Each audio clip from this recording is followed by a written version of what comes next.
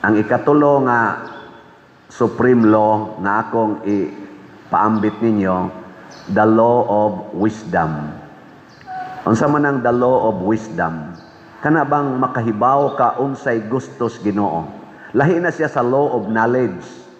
Ang law of knowledge is limited.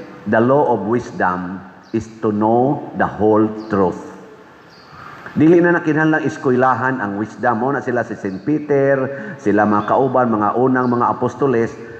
Wa to sila mga eskwela, pero kahibaw sila mga panghitabo gani na memorize nila ang Biblia bisag wa sila mo eskwela.